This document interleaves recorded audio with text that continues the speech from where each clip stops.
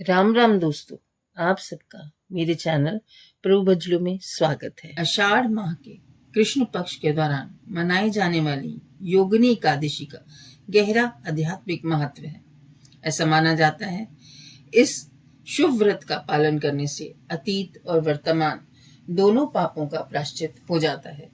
जैसे कि पद्म पुराण में कहा गया है, जो भक्त ईमानदारी से योगिनी एकादशी व्रत का पालन करते हैं उन्हें भगवान विष्णु की दिव्य कृपा, अच्छा स्वास्थ्य और बीमारियों से राहत मिलती है।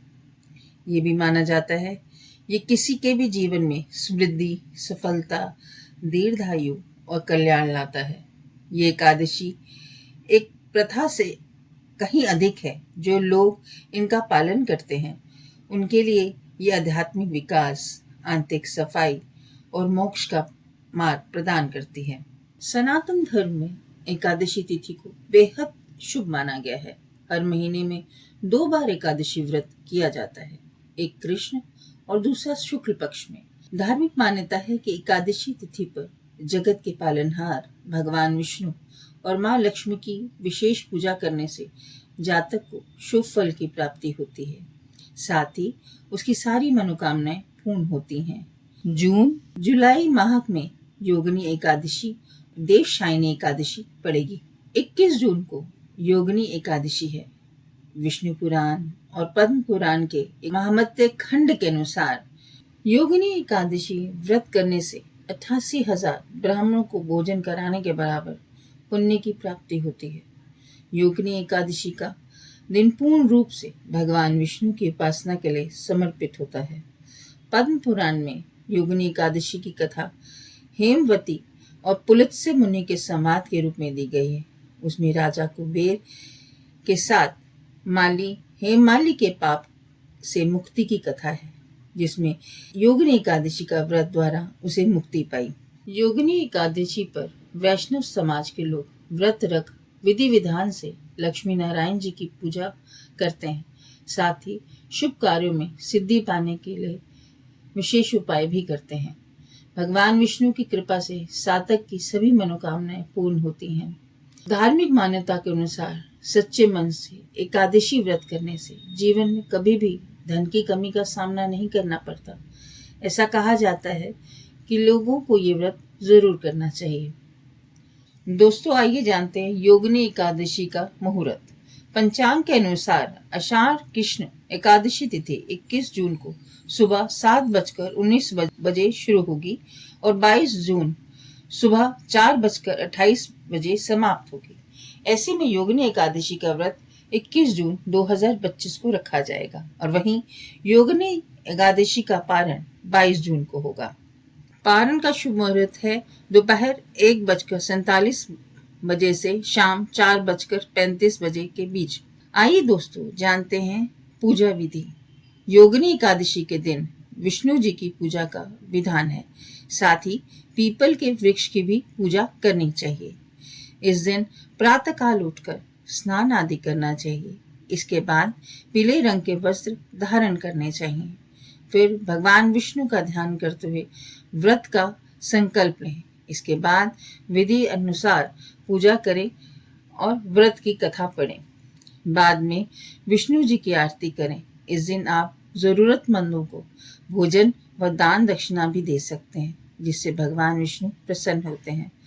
पूजा के दौरान आप विष्णु गायत्री मंत्र और विष्णु मंगल मंत्र का भी जाप कर सकते हैं।